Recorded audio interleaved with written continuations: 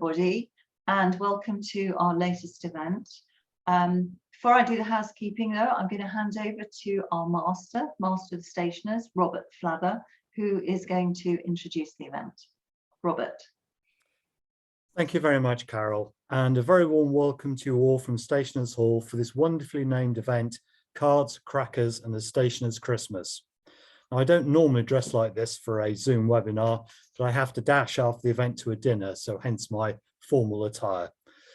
Now, there are quite a number of people online who do not have a direct connection with the Stationers Company, so I'd like to give a short introduction about who we are and what we do.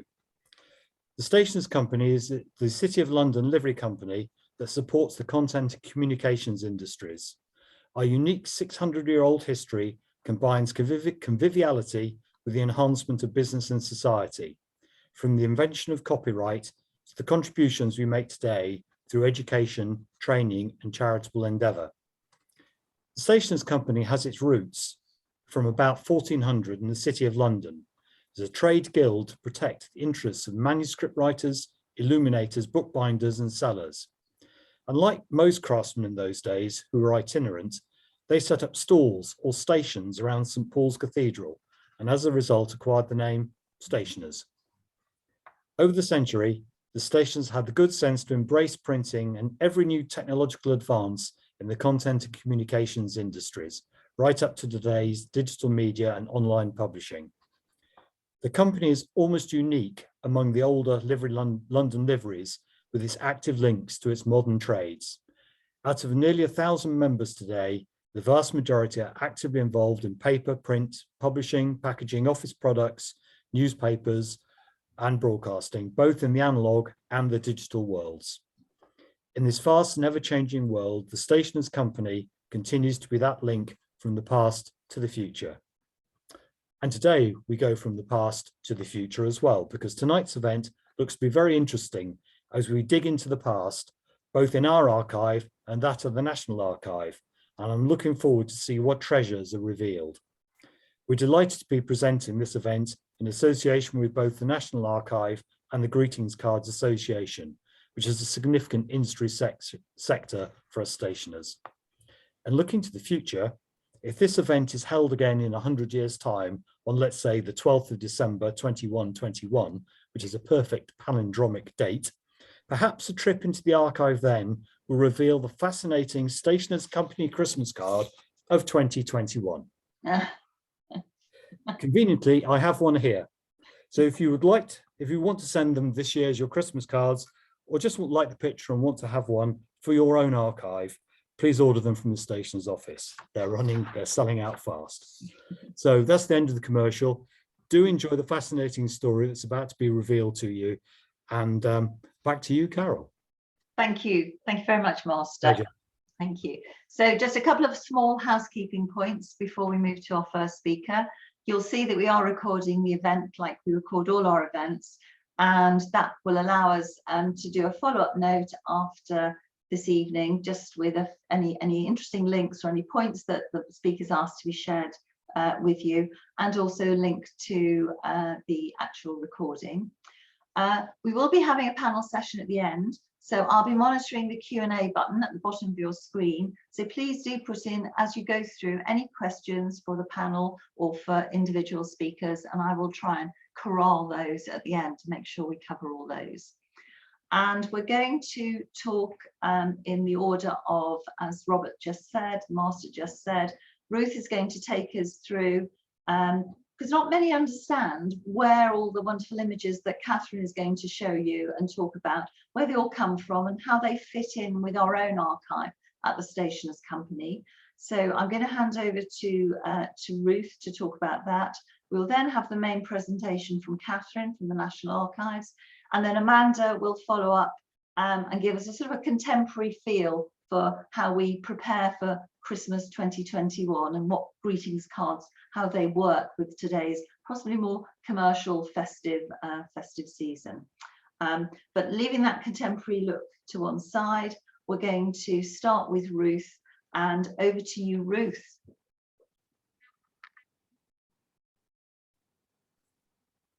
Hello. So one of the questions I often get asked is why the Stationers' Company only holds the registers up until 1842 and why the rest of the registers are in the National Archives. And I'm just going to set a little bit of context for what's going to follow here by explaining how that happened.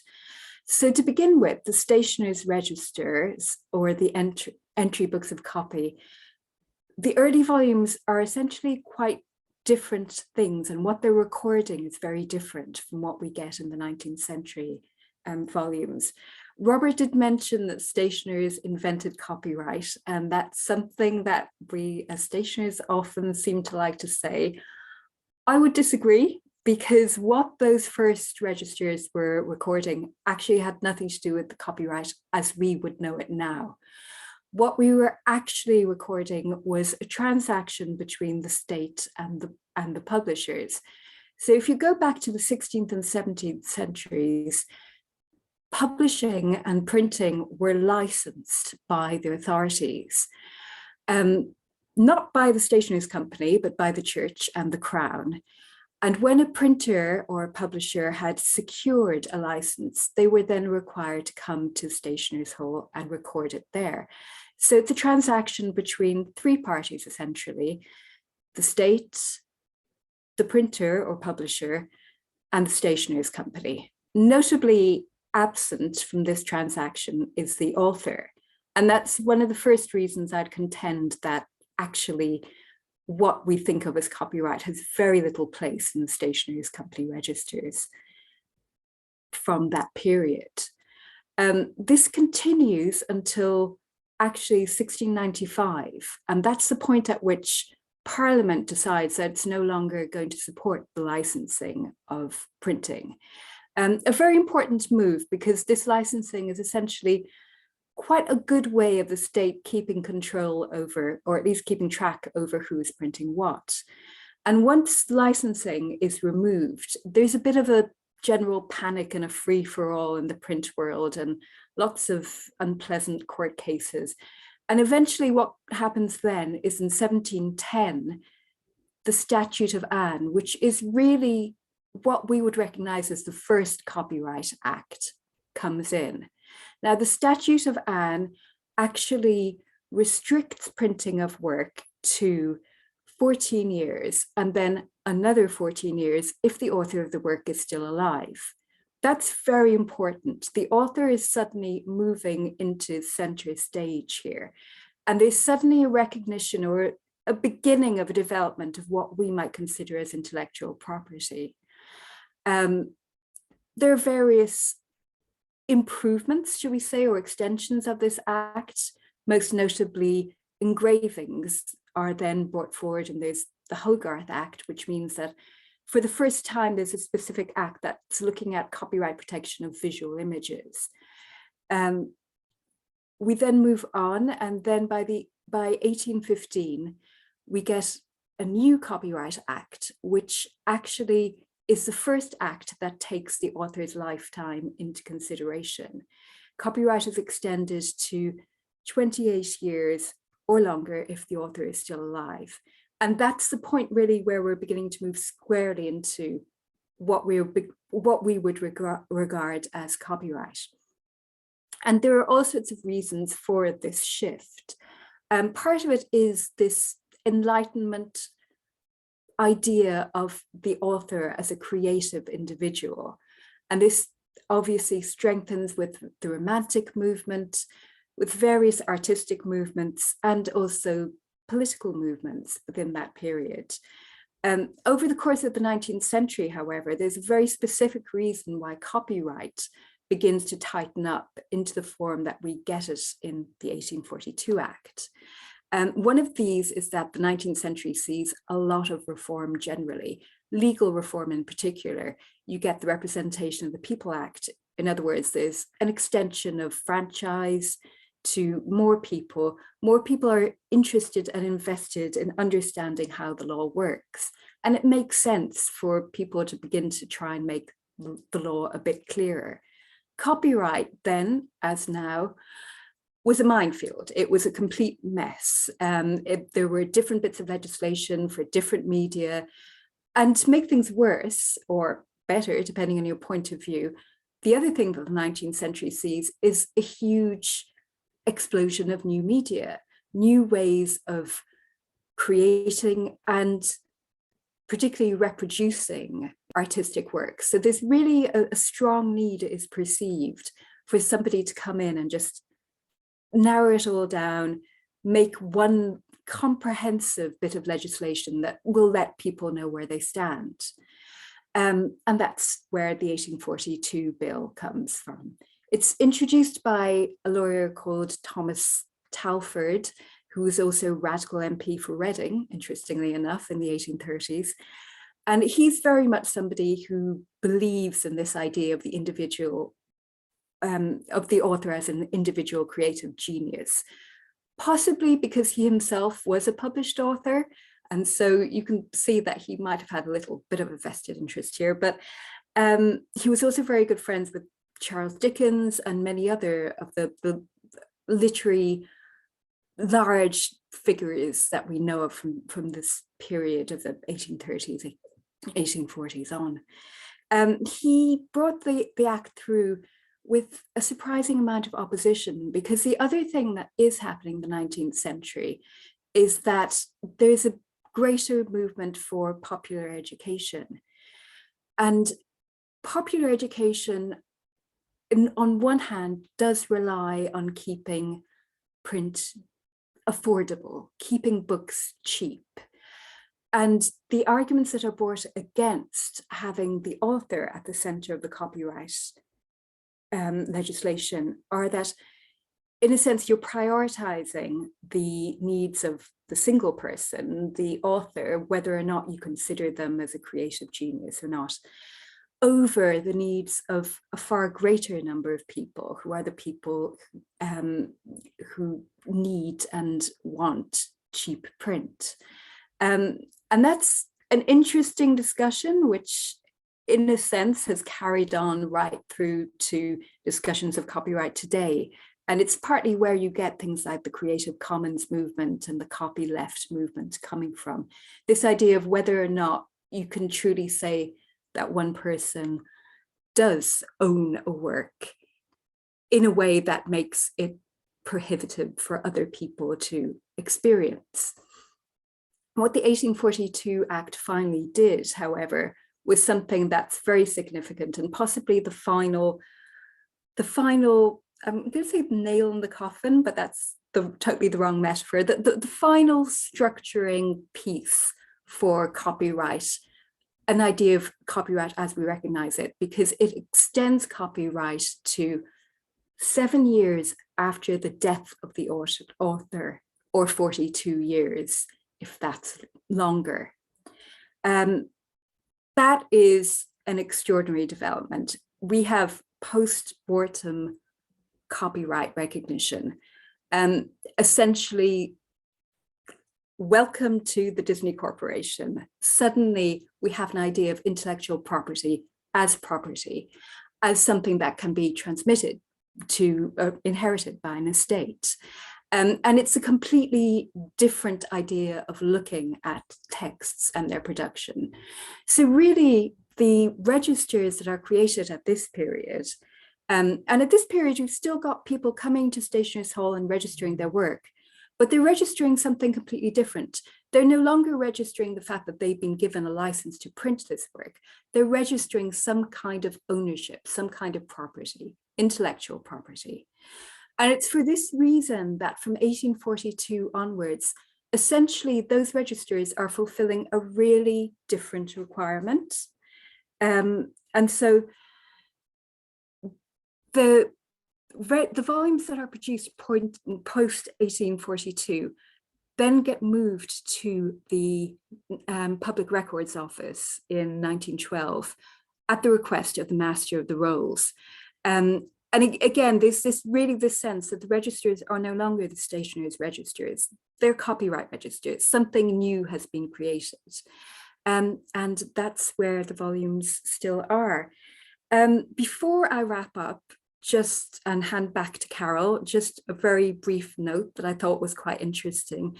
One of the first people to bring a case under the 1842 legislation was Charles Dickens, and it was for an attempt to infringe on his copyright of A Christmas Carol, fittingly enough. You'll be interested to know that he did win the suit, but because the publishers of the plagiarized version declared themselves bankrupt straight away, he didn't actually get very much out of it, and possibly one of the reasons why he dislikes lawyers so much in his novels. Okay, handing over back to Carol now. Thank you very much. Thank you, Ruth. That's Dr. Ruth Frenzo, the Stationers' Company archivist. So that set the context, and a lovely, neat link, I think, into Catherine's presentation. Catherine and I did not overlap at the National Archive because I left in mid-2017. I think that's when Catherine joined the National Archives. Catherine's a visual collections researcher, and she specialises in art, design, and photographic records. So these copy records, the stationers, old stationers records, are right in there. And she's got a particular interest in these collections of images that were registered for copyright protection, as Ruth has just been said, between 1862 and 1912. Her research has involved the use of digital methods to analyse catalogue data and to learn more about the collection. So she's going to give us an introduction to the collection, but she's going to tell us a story as we go through. And I think these images are just so beautiful, and they really do give us a feel for Christmas. So over to you, Catherine. Thank you, Carol. That's a lovely introduction. And thanks to Ruth for such a great summary of all the copyright history, particularly going back before 1842 as well, because it really puts what I'm going to say in context, I think. I'm just going to share my slides quickly. Give me one moment.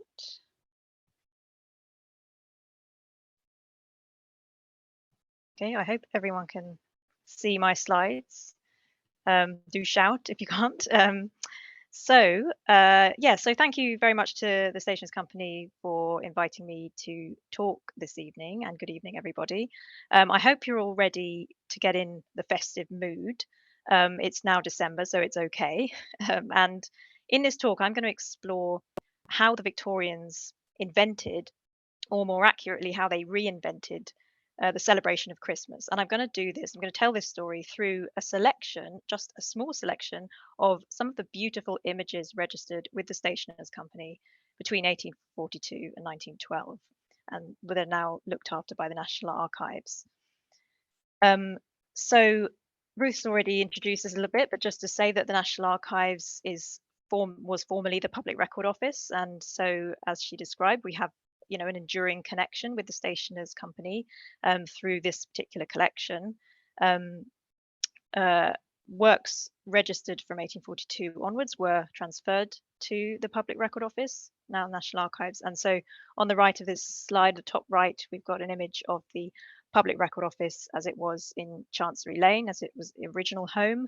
And then bottom right is the 1970s Public Record Office building in Kew, which is where I am now. I'm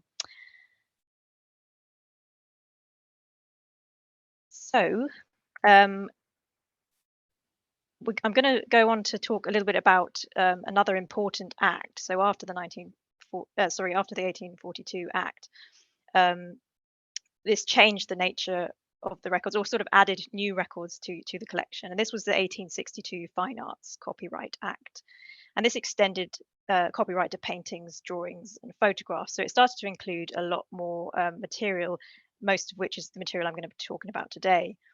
So this is a large collection of visual material, which includes illustrations, advertisements, greetings cards, labels and packaging, photographs of all kinds as well. And each image is registered alongside an entry form, which contains details of the designer or the photographer, so the artist or the photographer, and the person or the company registering the image, as well as the description. And these are sort of packed, as you can see in this image. They're currently packed in this way in boxes, A4 sheets in boxes with the image attached in most cases. So the entry forms for the photographs, just for the photographs in the collection, have now been transcribed, sorry, that's moving on too quick, and entered into the National Archives catalogue. And this is thanks to the hard work of volunteers over quite a few years. And so the details of the photographs are searchable online. The paintings and drawings, which is the way they describe them in the collection, which means the artwork, the advertising, they are currently being transcribed by volunteers, both on site and since the pandemic, we're also doing them online as well. So these records are a wonderful source for the study of visual culture generally, and in this case, the visual culture of Christmas, of course. So I'm going to look at a selection of images from the Stationers' Company collection and see what they can tell us about the way the Victorians visualised and practised their Christmas celebrations. I'm also going to explore some of the older customs they chose to continue from the past and some of the brand new ideas that they introduced. And I'm going to start with a quotation from perhaps the most influential, almost certainly the most influential person in this story, Charles Dickens. Christmas time, that man must be a misanthrope indeed, in whose breast something like a jovial feeling is not roused, in whose mind some pleasant associations are not awakened by the recurrence of Christmas. Reflect upon your present blessings, of which every man has many, not on your past misfortunes, of which all men have some. Fill your glass again, with a merry face and contented heart. Our life on it, but your Christmas shall be merry, and your new year a happy one. This quotation comes from one of Dickens' lesser-known works on Christmas, originally published in Bell's Life in London in 1835, and titled Christmas Festivities. And what you get from reading the rest of this piece is that the fundamental elements of the Christmas experience in the Victorian period were actually very similar to today. They're setting aside quarrels and ill feeling, spending time with family, listening to stories about Christmases in the past, eating and drinking, and being grateful for small things. These are all ideas which Dickens identified as being integral to Christmas, and of course they still are very much part of Christmas today. And when you look carefully at the way Dickens wrote about Christmas, and particularly when you start to look at the Christmas imagery from this period, you can begin easily to identify key themes that underpin the Victorian enthusiasm for Christmas. Nostalgia is one very important theme, a focus on looking back to a perceived idyllic past. Another is the focus on children and the innocence of childhood. And of course, religion was an important part of the thematic landscape of Christmas. And later in this talk, I will trace these themes through the imagery, like this example that we can see in the Stationers' Company material. I'll also highlight a few examples where we can see that at the time, Christmas imagery was not as clear cut. It was not as set in stone as it is today. But before we dig into themes and imagery, we need to talk about the development of the Christmas card. One key reason why there is so much Christmas-related imagery in this archive is the development of the stationery industry in the period. People began to send greetings cards for the first time in the Victorian era, and so they needed lots of new designs for cards and envelopes, and manufacturers kindly obliged. And this all started with one man, Henry Cole, who was a civil servant and inventor, and was also instrumental in establishing the Public Record Office, National Archives. In the 1830s, Cole had worked to reform the postal service, setting up the uniform penny post, which encouraged the sending of celebratory and seasonal postcards.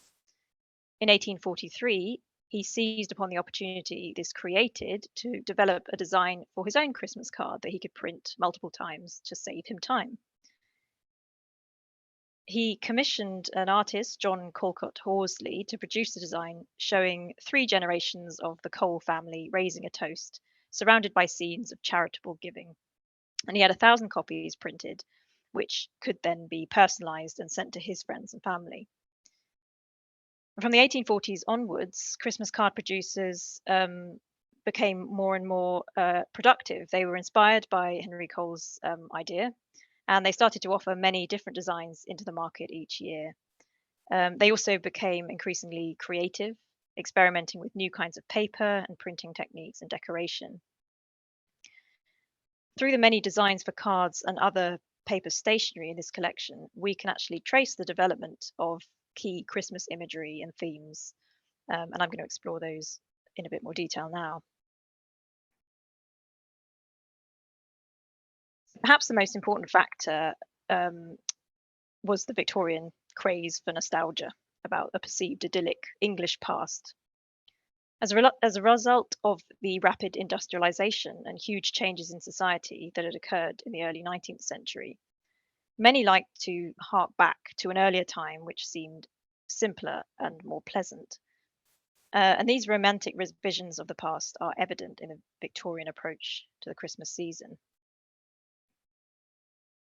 We can see the enthusiasm for nostalgia in the Christmas imagery that we see in these cards in the collection. In this set of designs, you can see clearly the medieval style being revived with colourful patterns, illuminated lettering, and Gothic script. And these cards were registered for copyright protection by Benjamin Selman in 1871 and designed by a T. Selman, presumably a relative of Benjamin.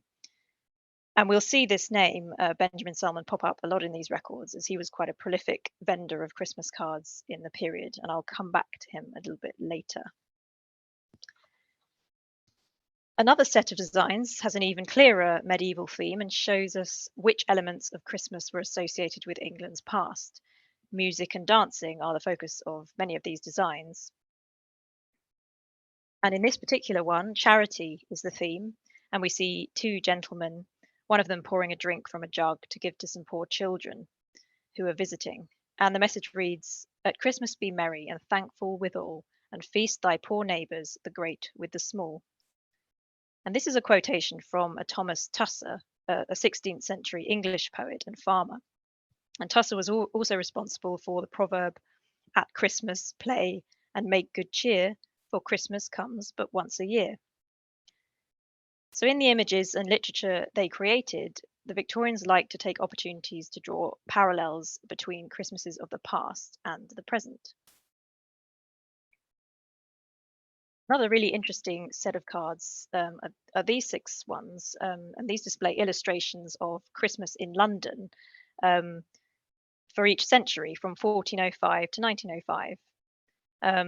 And these images were designed by Emily Annie Cook and registered for copyright protection by George Sparangnapan, a name which will come up later in relation to another key Christmas custom as well. And related to the rose-tinted view of England's past, the Victorians also demonstrated a deep nostalgia for the innocence of childhood. Children are a common theme in 19th century illustrations, and particularly illustrations like these of pastoral winter scenes. They loved the innocence and simplicity of childhood subjects, but also this could be related to changes in parenting styles as middle-class parents indulge their children more readily. So in this set of designs, again registered by Benjamin Selman in 1871, we see children frolicking in idyllic snowy scenes accompanied by many elements of modern Christmas imagery, including holly, robins, and a Christmas tree, which I'll come back to. We can also see that the scenes are set in a rural landscape. The countryside was looked upon with nostalgia as well, probably in reaction to the increasingly urban lives led by many Victorians. And religious scenes are also frequently seen in cards. This example shows the wise men and is printed with a quotation from the Bible. And this card was designed and printed by Marcus Ward & Co. Marcus Ward was a very successful Irish publisher, which began mass producing greetings cards in the 1860s. And the company engaged some famous artists and illustrators for its books and cards, including Walter Crane.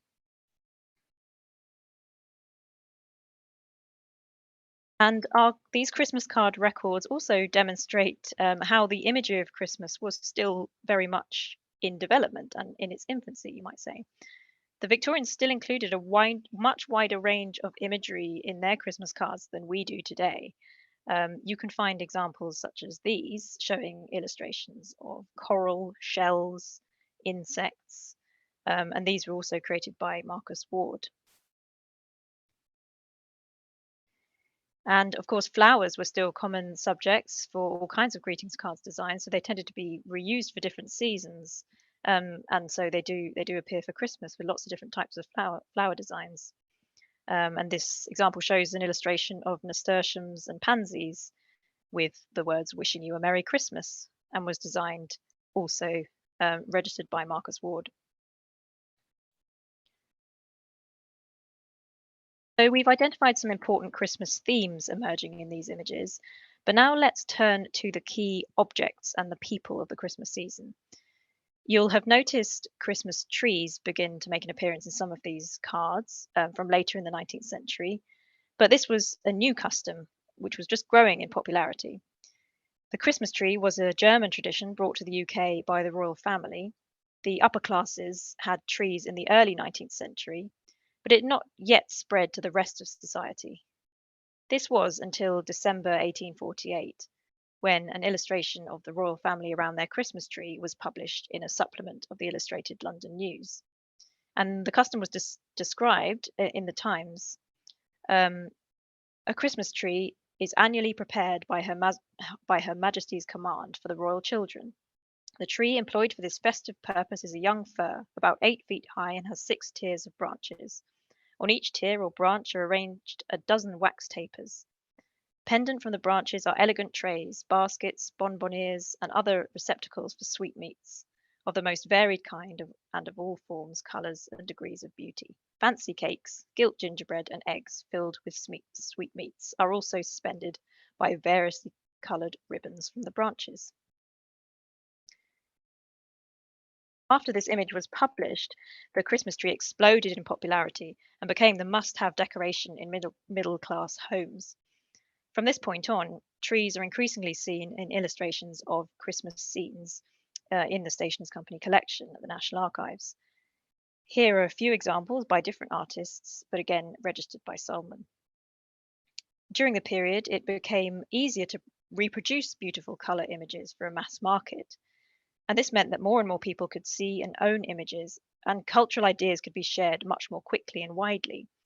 And this may have had some influence on the spreading of Victorian ideas about Christmas and led to their particular vision of Christmas, particularly the Christmas tree, being secured in the national consciousness far more than ideas previously.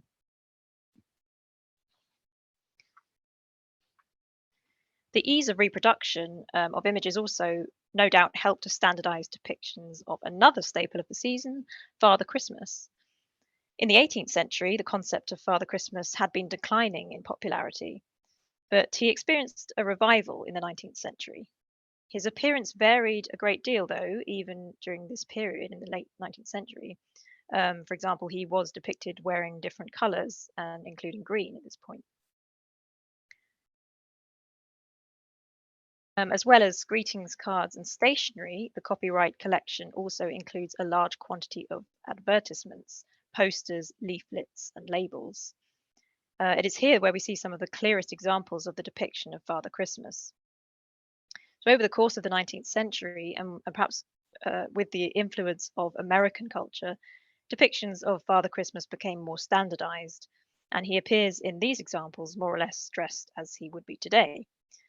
So we find examples of Father Christmas advertising events and products in the collection.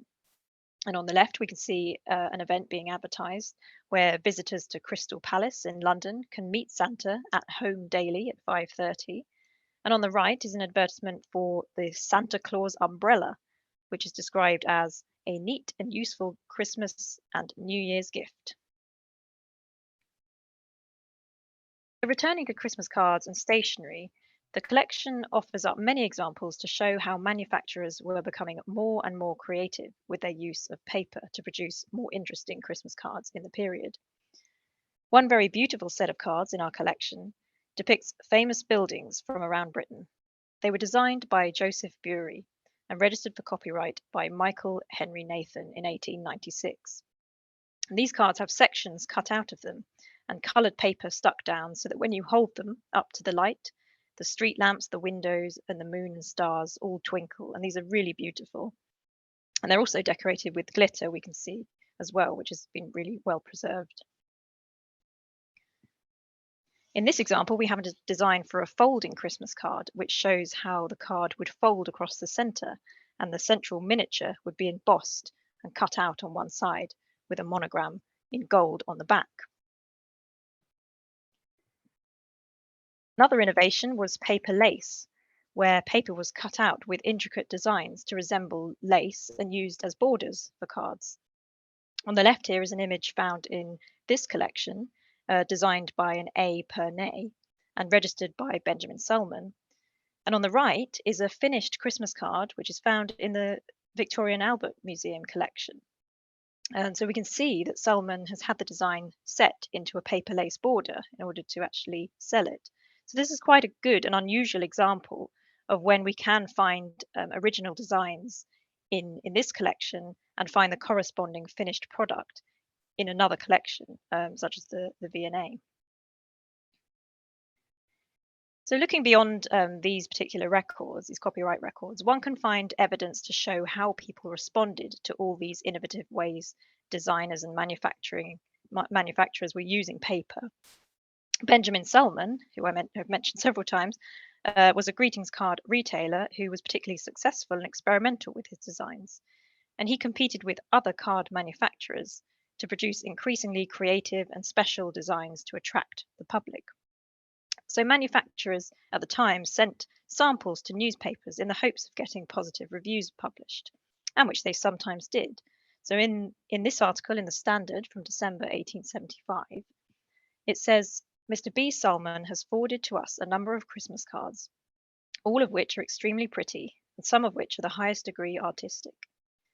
Two of them are as ingenious as any we have ever seen. One little fan-like card, when opened out, develops into quite a marvellous piece of workmanship. Another, when pulled by the piece of satin ribbon attached to it, reveals its secret by winding off a panorama of charming figures, and finally unfolding, as by a spring, several beautiful designs.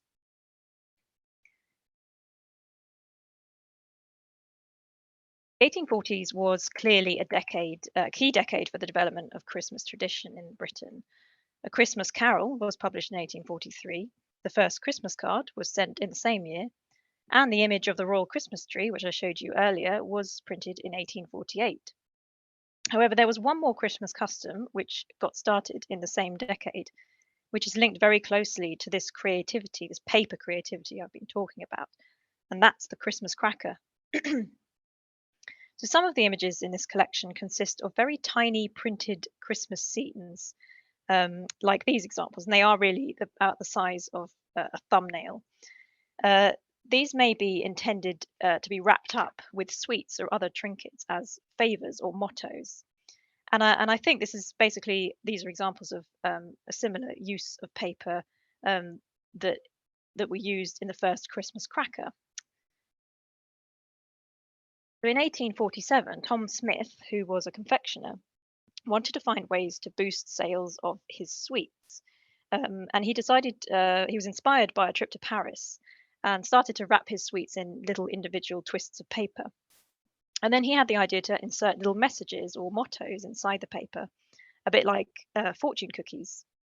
And he then developed this further and added in small gifts inside the paper instead of sweets.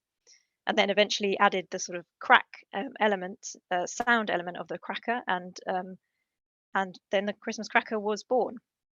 And it was booming in popularity in the decades that followed, and attracted many other manufacturers to create their own versions. And cracker manufacturers were certainly very creative in their designs. Again, as with Christmas cards, they were competing for public attention.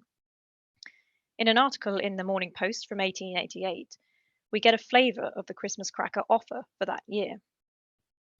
Among the caterers for the amusements of children and even people of a larger growth are notably Mr. Tom Smith, Mr. Creamer, Jr., and Messrs. Sparanyapan and Co., all of whom have produced a number of original designs in crackers, Cossacks, and other surprise trifles provocative of mirth at the festive season. Mr. Tom Smith's contribution includes some startling British Army crackers, a selection of headdresses described as fun for the ballroom supper, a play on Mr. Goshen's wheel and van tax, and other conceits. The collection includes advertisements for Tom Smith's crackers, and we can see from these what the Victorian public were interested in and how Tom Smith catered for particular interests and even fads as they came and went. So from 1878, there's an advertisement for telephone crackers, which presumably was designed to mark the new invention, which had been demonstrated to Queen Victoria by Alexander Graham Bell in that exact same year. Celebrating the Gentlemen's Club, we have an advertisement for crackers from Clubland, registered in 1899. From a bit later, in 1907, there's an advertisement for crackers which contain Louis Wain cat illustrations, demonstrating how Tom Smith found opportunities to tie his crackers in with already popular artists. Later, for all this interest in Christmas novelties, decorations, and gifts, Christmas bazaars began to be advertised. For example, this one at Robinson Brothers in the Royal Arcade in Bond Street, London, which had this advertisement registered in 1899. The mass production of goods made children's toys and Christmas novelties more available and affordable to the middle classes. Before this, only the richest families could afford luxury handmade goods like these. But as the middle and upper classes were spending their disposable income on enjoying the Christmas season, inequality in Britain was worsening. The gap between rich and poor was very wide, and the Christmas experience for the majority of working class people was obviously extremely different. As people increasingly migrated to the cities to work, the poor ended up in slums, living in terrible conditions. Child labour was widespread. In 1891, reformer Charles Booth estimated that over 30% of London's population lived in poverty. And the Poor Law Amendment Act of 1834 ensured that the workhouse was at the centre of relief for the poor. And it determined that the conditions in the workhouse should be worse than the lowest living standards outside of it. And this meant that workhouse life became even harsher in the Victorian era. So at the National Archives, we have some evidence in our collection of what Christmas was like for those living in workhouses. In 1852, the clerk to the guardians of the Mansfield Poor Law Union wrote to the Poor Law Board to say that a subscription had been entered into in Mansfield to provide a treat of roast beef and plum pudding to the inmates of the workhouse on Christmas Day, instead of the usual diet of the day. And this gives us a little insight into the tiny way some workhouses made adjustments for Christmas Day. A similar provision is made in 1838 for beef, vegetables, and plum pudding to be given to the inmates of the Axminster workhouse for Christmas dinner. And it's hard to tell how often these treats were given, but it's likely that for many in poverty, beyond religious observances, Christmas Day was very much like any other. Some middle-class people worried about the poverty they saw around them, and during the winter the problems became more acute. And this led to the establishment of many charitable institutions in this period, which attempted to offer support, but often only during winter. This illustration, published in the Illustrated London News in 1881, shows dinner being served to the poor at Conde Street Mission Hall in Limehouse. And it's in this context that Charles Dickens published A Christmas Carol, of course. And you can see clearly the message he was conveying, that charity and compassion should be at the heart of Christmas, while greed should be avoided at all costs. The contradictions of modern Christmas, materialism, overindulgence, set against poverty and charity, all had their origins in the Victorian period. It is perhaps this that has led to the Victorian vision of Christmas dominating British popular culture today.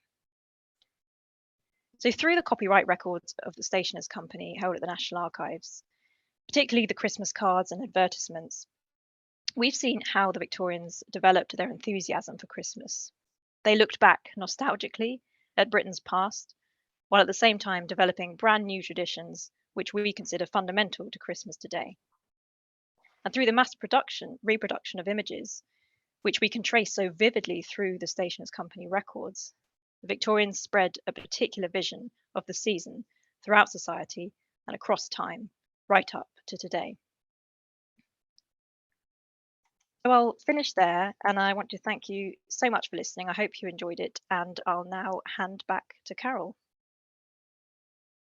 Thank you, Catherine. Thank you. So, having seen these wonderful historic images, it's now a real opportunity just to back end our talk tonight before questions, to hear from Amanda Ferguson, who is Chief Executive Officer of the Greeting Card Association, the independent trade community for the UK card community.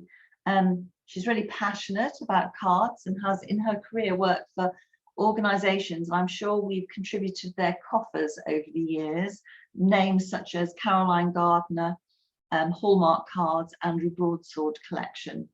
But it's very important to understand a little bit about how we take what we learnt from Catherine's talking about the start of greetings cards for Christmas and a little bit about them today. So I'm going to hand over to you now, Amanda. Thank you, Carol, and it's lovely to be here. Catherine, that was fascinating. As we all sit down to write our Christmas cards, it's so special to think that we are playing our part in this rich history of connecting with people through the sending and receiving of Christmas cards. When people find out that I work in the card industry around this time of year, the response is always, gosh, you must be busy. But the truth is, I've actually posted all my Christmas cards, more on that later. And this time of year for the greeting card industry, publishers are working hard to finish the designs for the following Christmas. Many retailers like to buy early in the year when the season's fresh in their mind. And of course, the publishers need to place their orders with suppliers and secure the stock. So unless you're a card retailer, this time of year is really no busier than any other time. I now have 10 minutes to give you a whistle-stop tour of the current greeting card market. So let me start with a little bit of personal background and some information about the Greeting Card Association and what we do. As Carol said, I've been part of the lovely greeting card industry for over 30 years, working for several key companies in the industry. And I was delighted to be asked to take on the running of the Greeting Card Association in 2018 and have the opportunity to give something back to an industry that I'm passionate about. Cards play such an important part in people's lives. They're the way we express sentiment to friends, family, and colleagues at work, and they're a tangible way of keeping in touch and conveying emotion, and often among the precious keepsakes left behind when loved ones pass, giving us an insight into relationships of the past. People keep many of the cards that they receive. The Greeting Card Association is completely independent. We're a not-for-profit trade association for the greeting card industry. We're wholly owned by our members, who are greeting card publishers, ranging in size from the largest through to people designing cards on their kitchen tables. We also have many retail members, from again, independents on your local high street through to large, well-known retailers, both online and on the high street. And we also include individuals and suppliers to our trade, anyone basically who's working within the card industry. And we support them to build their businesses, growing our industry. We're also the voice of the UK card industry. So we represent the industry to a broad range of stakeholders, people like the Royal Mail and the media. And we also promote card sending and encourage people to send more cards. We also are holders of a comprehensive sort of library of information. Our website has a lot of information that's open to everybody who's got an interest in cards. We also have a members directory where anyone can search by genre to find new greeting card publishers. We also have a lot of information on copyright and licensing, because of course, as we all know, that is a development that's continued and is as relevant today as it was when, in the early days when it first became established, as Ruth spoke earlier. The GCA also compiles an annual market research report. Member benefits include access to our events, our library, and also support and discounts from recommended supplier members. The UK leads the world in greeting card design and innovation, and we export our designs across the world. As we can see from Catherine's talk, cards are really part of our DNA in the UK. And we continue to send more cards per capita than any other nation. We're seeing some really interesting trends in card sending now, with 18 to 34-year-olds consistently sending more cards than a generation ago. Something that's also been tracked in the States. Millennials were responsible for 44 million cards in 2018, according to the US Postal Service. So this is good news for us and shows that cards remain an important way of keeping in touch. And they mean more than social media messages, which are sent all the time. Anecdotally, my daughter moved back home from university a while ago and received 4 or 5 cards within a very short space of time, not connected to any occasion. So I said to her, "Oh, do they all know I work in the card industry?" To which, of course, she replied, "No." And she pointed out with any sense of irony that actually they're on social media all the time. So when they need to send a heartfelt message to someone they really care about, they need to put more effort in, and that's a card.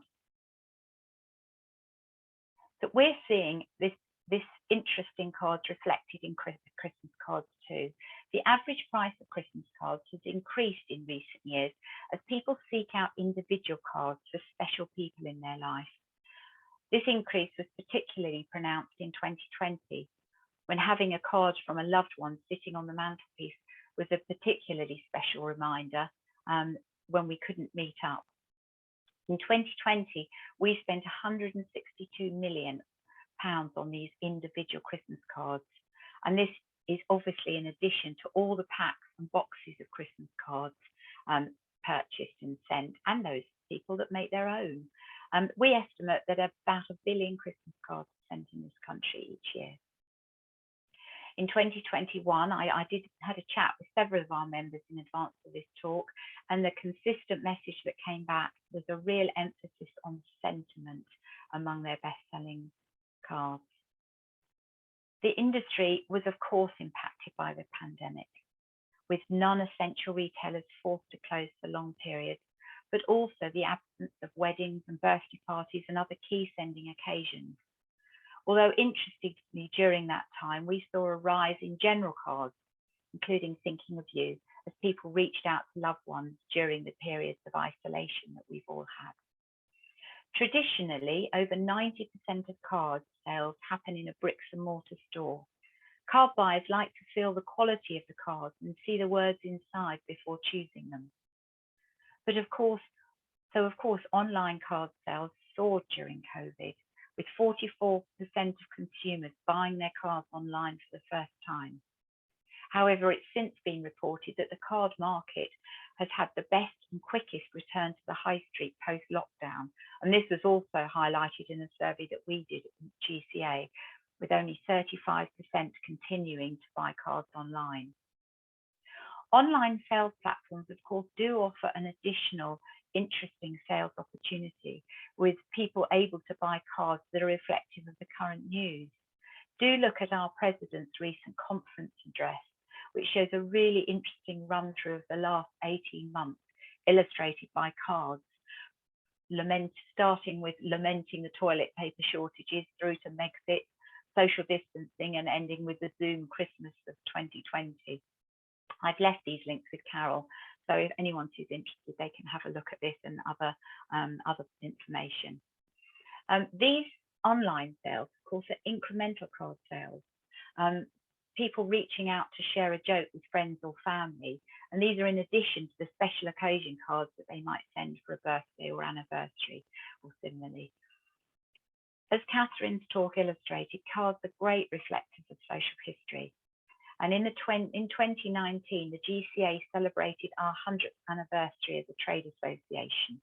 And during that time, we looked back at the last 100 years of greeting cards, which is actually quite a nice follow on from a lot of the images Catherine was sharing earlier. And again, is available on the website. We found cards illustrated Christmas shopping in the 1930s, those sent during World War II, which of course were very different. And then the colours became bolder again, and the choice extended from the 1970s really onwards towards a broad range of cards we now take for granted today. cards really do represent the style and the look of the day. And these days, you know, cards, they're available in every genre, with humour again very popular. Although, as Catherine mentioned, Father Christmas, Robin's Christmas trees, they continue to feature. Actually, also, pet cards are becoming increasingly popular in recent years. But then cards reflect society, and currently I think there is a real urge we're all seeing to belong, to be part of a community, and the need to show people we care is very strong.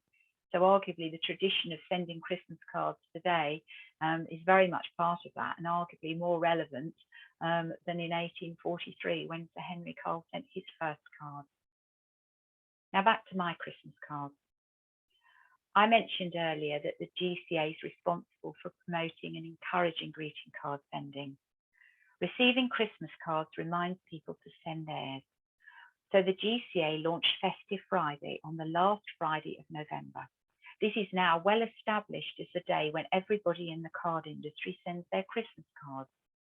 Many of our members bring mince pies into the office to create a Christmassy feel and give staff time to sit down together and write their cards. Although some members are now writing theirs earlier in the week due to the pressures of what is now also Black Friday. Others donate cards to care homes or take them into their children's schools, all to help create this first wave of Christmas card sending. As we said, Christmas cards build relationships. Sending and receiving a card creates a really strong connection. So if you haven't already, go and write yours this weekend. We can all identify with that special feeling of seeing a handwritten envelope on the doormat. Opening a card that someone's chosen and written especially for you is such a lovely feeling. And Christmas cards link us with loved ones all across the world. So let's keep sending them and we'll keep receiving them back. Thank you very much, Amanda. Fascinating just to think about where we've come from sort of 1842 all the way through to the present day. It's really, really interesting. I would like to open up to some questions, but one of the things that really occurs to me, you mentioned pet cards as being a trend, Amanda, and seeing some of the images that Catherine had with the lace cutouts. One of the things that seems to be very popular, judging by some of the cards I've had, are some of the ones that people buy online, and they're crafted and they have very similar, that sort of laser cut image in them. Are there any other trends coming through, Amanda, in that sort of manufacturing, or is the aim to try and keep the manufacturing of the cards quite sort of plain vanilla and just print on card because it adds to the cost? Well, obviously there's a far wider range of printing techniques and inks available today, and I think it's really down to personal taste. I mean, we know going into a card shop there's such a wide variety of designs and styles available now. I think the quality of the card is something that's quite important to people, which is why I think they like to go into a bricks and mortar store to see and feel the cards. But I think also probably why we're seeing this increase in individual cards. You know, I remember the days, you know, as a child, you know, my mother would buy a box of 100 cards and we'd all write them. Yeah. But actually now we're not doing that. Well, I might be choosing one pack of cards for my girlfriends, another one for, you know, family members. And I think that's really a trend we're seeing across the industry. People are buying more individual cards. And yes, I do send a card to my mum from the cat. Yeah, well, I think we all did that with children. I remember the Teddies always used to send Christmas cards to them as well. But Catherine, one of the questions I've had is that the lovely images and the copyright protection, the registration of those images showed really quality coloured inks and preparation. Is there any feel for the complexity of the manufacturing process at that time, or was it that the industry was developing? But there doesn't seem to be any element of, you know, reserve or cost saving. They're really colourful, beautiful images, aren't they? Yeah, I definitely get the impression that although, you know, there are some simpler cards in the collection. Obviously, I've picked out the most interesting examples, but Yeah. so there probably was a range. There probably were some that were being sold, you know, at a lower cost. But there was definitely, especially judging from these kinds of newspaper reports you see for card manufacturers, where they're talking about these amazingly intricate designs that I mean, you know, some of the quote I had about Benjamin Salmon's cards, where it's a sort of fan that opens out and you pull strings and things happen. I mean, I haven't found examples of those exactly in the collection, but clearly, you know, they were very, very complex. So I think these were the sort of higher level cars that were really trying to push the boundaries in terms of, you know, manufacture.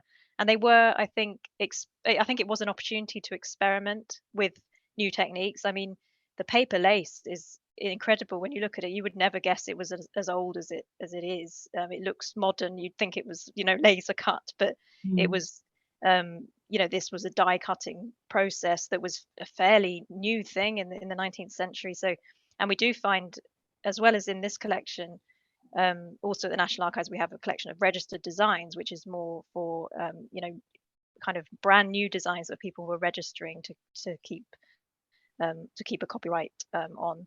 So it's a kind of separate. It's more about manufacturing techniques, that collection, and you find examples of paper lace in there as well. So I think that kind of indicates that it was, yeah, don't say cutting edge, but you know, a very new process that they were using. They were using Christmas cards as an opportunity to sort of test out. And the same thing with other things like gilding and use of glitter and use of embossing and these kinds of techniques. They were definitely kind of trying to push the boundaries, I think. So much similar to craft now, because crafting is a really big industry, isn't it? As you say. And I know we were talking about Christmas cards, and Christmas really reflects the very Christian dominated society of the Victorian times. But given that we're in a multicultural, multi-ethnic society, Amanda, are the cards at this time celebrating all the other festive celebrations that come together? It's not just Christmas cards, presumably. Well, obviously, you know, there are cards available for lots of different occasions through the year as well, but actually Christmas does mean different things to other people, and I think there's a lot of non-religious cards available now, and actually also cards reflecting the fact that Christmas isn't a happy time for everyone.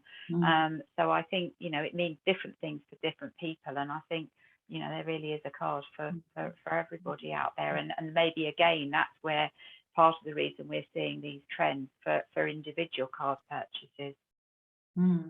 I think that there was a comment on the chat that somebody had the sense that society is sending fewer cards, but actually the statistics you gave us showed that didn't seem to be the case, and possibly there was a reaction from 2020 where it was easier or a simple way for us to keep in touch with people we weren't seeing, but there doesn't seem to be a decline coming through. What's your feel for where cards are going to go in the future?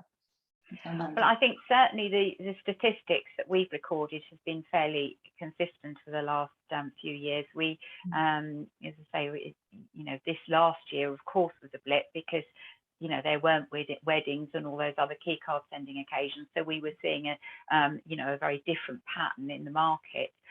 But we certainly are very buoyant about the card market in general. I think that the statistic I mentioned from the 18 to 34-year-olds, that's something that's been recorded for many years now, and that's a really interesting trend. Young people are actually connecting with, you know, written cards and indeed, you know, stationery in a way that perhaps the generation before them didn't. And you know, we're seeing that both again in the cards that are being bought and trends among young people. Catherine, just again for you, Amanda, Catherine linked back to the references to acknowledging Christmas even for the very poor, the poor law records as well. To what extent is the charity aspect of Christmas cards, you know, that they support a charity or a group of charities, or they're produced with some of the returns going to charity? That strikes me as being something that has substantially changed in the last 20-25 years. Very few cards that I get at Christmas haven't got a charitable connection. Would that be a trend that is here now and very visible?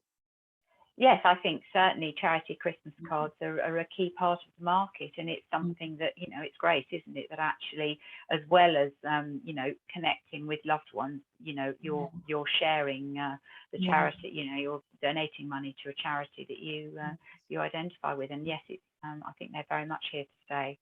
Yeah, well, we obviously our storytelling was very much about the Christmas messages through the images that were registered at the stationers, but there are some comments here about the we've missed out, you know, the very important part about Christmas, which is Christmas designs and Christmas stamps. And actually I bought some Christmas stamps in the post office just yesterday, and I went in and asked them if they had the Christmas stamps. Actually not very interesting designs this year, but the Christmas stamps are really very important. But somebody asked about whether the Victorians produced special stamps for Christmas, and I think the answer is no, because this is where we have the penny blacks and the penny reds, isn't it? Catherine, do you know if they produced any particular images? Yeah, I've not come across that. It's a really interesting question. I'm Yeah, going to immediately try and look into this now to see when that began, because yes. I would think not, but I haven't, you know, because I haven't seen anything like that. Yeah. But I don't know. I mean, I'm not sure exactly when that would have kicked off, because No. earlier on, you know, the postage service itself was fairly new. Yes. So I don't know whether it was early 20th century, but I'm definitely going to look into that. Yeah, no, interesting one. And I wanted to ask you, Ruth, we've heard about how, partly because of legislation and the changes in the copyright legislation, that meant the records got transferred back to the state, to the Public Record Office and the National Archives. Does it leave a noticeable gap in our records? What would you have done if we'd still had all those beautiful images? Have you thought about that? Oh yeah, frequently. I mean, apart from anything else, in archives, images are a great gateway drug. So they're a really good way of getting people to engage with the other records. But having said that, I mean, I think the company archive has got so much more in it apart from the registers, and there's so much there that gives us an insight into the lives of stationers. It's quite unique to it. That, you know, it's like, much as I'd love to have those fantastic 19th century images, we don't have room for them, so I'm afraid we're not going to be asking for them back anytime soon. No, not at all. And some of the names came up time and time again, and I've actually, when we started preparing for this talk some months ago, I actually looked up, you know, Sulman, a name that just doesn't appear anywhere, and certainly, as far as I'm aware, it doesn't appear in our records. But I think, Ruth, you were telling me that at the time in the 19th century, the stationers company was probably less representative and perhaps a little bit more elitist about who it allowed into membership, and so perhaps some of the more jobbing, manufacturing, self-made printers and designers weren't members. Did you get that feel? Yes, very much so. And that, particularly in this period that we're looking at, it's very much more of a sort of dynastic investment in the company, and that a lot of the members tend to come from the traditionally established families, and there is a lot less influx of people from, and particularly, I guess, as the trades themselves were changing so much and very rapidly, the rate of mechanization of printing had a huge effect on the jobs that were available and who was getting them. So yes, on the whole, we don't see as many people who are joining the company as we know are actually practicing and describing themselves as stationers. One of the very common questions that we get from family historians or people who are looking up their own family tree is, well, you know, it's said in the census that my great-great-grandfather was a stationer, so you must have these records. And sadly, a lot of the time we don't. But Ruth mentions, Catherine, that we wouldn't have had space in our archive, however perfectly proportioned it is, to allow people to come in and look at those records as you do in Kew. Is there interest? Is there public interest in them? Is there an awareness of the records? Well, yes, there is, and I think it varies quite a bit depending on the area of the collection. So I would say that the photographs in the collection are pretty well known because they're fully catalogued, so it makes them accessible. Yeah. They're also the kinds of material that I think people expect the National Archives might hold. So that is pretty well known, and people do look at those quite often. And we have, quite a selection that have been digitized, a small selection, but a selection nonetheless. So people come in and look at those, and I think they might tend to veer more towards the kind of more standard photographs of people, specific people they're looking for, or events and that kind of thing, from a more sort of standard historical research point of view. I do think that there's a lot of material hidden in those collections that is not seen, that is not picked out, because if it's not described in a way that and because obviously the descriptions come directly from the forms, and they're often very, very literal, so they might just describe the objects in the image, so that I think that sometimes can make them invisible to researchers who are researching a certain area.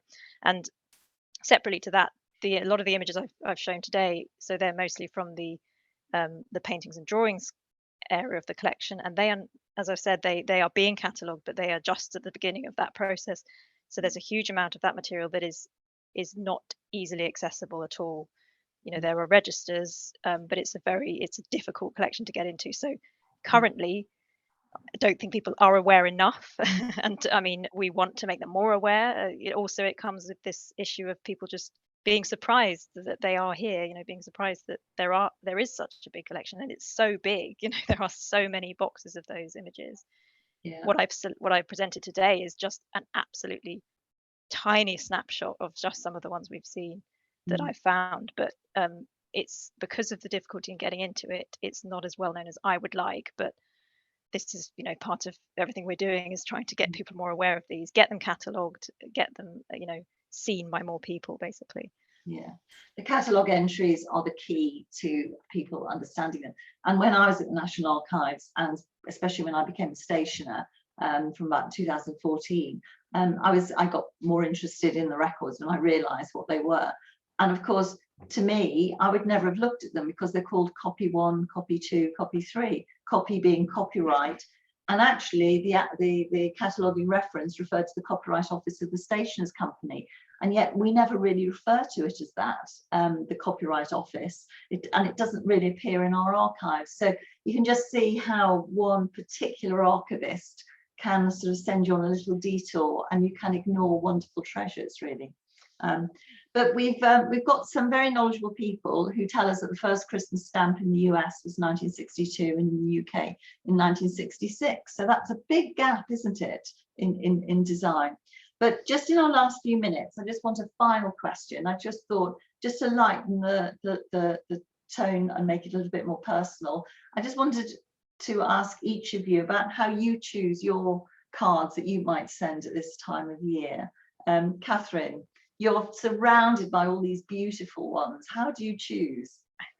Well, I mean, in recent years, I have tried to make my own Christmas cards. I've tried to, get into the, I suppose, I mean, I think I was doing it before the original lockdown, but it's been exacerbated by that, trying to be a bit more creative and make these things at home. But yeah, it's really tricky. Apart from that, I've just kind of tried to, I think the charity element is something that does push me towards certain cards, and then looking for the most, sparkly, glittery options out there. Basically, that's my main criteria. Ruth, what about you? If you send cards at this time of year? I do tend to go for charity cards as well, but I'm also slightly addicted to Etsy, so I do sort of every now and then have a little look at their handcrafted section there, and I do think, as I think both you and Amanda were saying, that emphasis on handcraft is really seems to be making a comeback at the moment. It does, doesn't it? It really does. And Amanda, what about you? You must be surrounded by so much choice.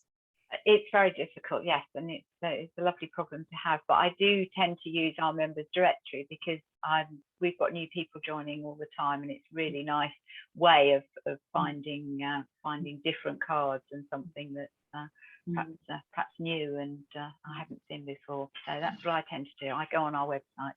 I'm going to do that, aren't I? Yes, yeah, I'm sure. Although I should think it must be quite politically with a small p.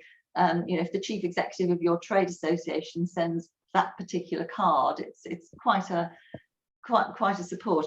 I mean, some people will know, but I have a husband called Robin, and I'm Carol. So, you know, we are quite festive and Christmassy anyway, and people often remember us around this time, you know, when you used to go to social events and you got introduced. And I think it must be subliminal. We always get lots of cards with Robins on them. And I don't think people choose it deliberately, but I think if they're looking at a selection, they just, oh, it's Carol and Robin, something in their mind sends them there. But thank you all so much. Thank you, Ruth, Catherine, Amanda, for your time, for your expertise and sharing, as Catherine said, what is only a tiny, tiny fraction of the wonders of these wonderful records. Thank you to the National Archives. Thank you to Amanda and the Greetings Cards Association. We just want very much to acknowledge the links between all of us here on this conversation. And now that we've re-established these links, build on those really to collaborate and as we all agree, spread awareness of these wonders. Because I think a lot of people go to the V&A for their Christmas card print collection and don't realise that actually it started here and there's these wonders. So the archive will open it up. But to everybody else who's been listening, I hope you've enjoyed the evening. Thank you for your very positive comments. Just to let you know quickly that to look out for some of our next events, everybody is welcome. We have one on January the 19th on understanding lots of the government funded learning programs around apprenticeship and work skills. We've also got one in February building on the work for some of the literary evenings we've been held under Mike James's leadership on the roles of the agent, the author and the editor publisher. How do you get published? And we're going to take it through a story of a real publishing idea and how it is publishing in May next year. So thank you all very much indeed. Thank you to my speakers. Thank you for your comments in the chat and for your questions. All it remains for me to do is say Merry Christmas and happy festive season, however you celebrate your Christmas and this time of year. Thank you all very much indeed. Thank you. Goodbye. Thank Bye-bye. you. Bye. Bye. Bye.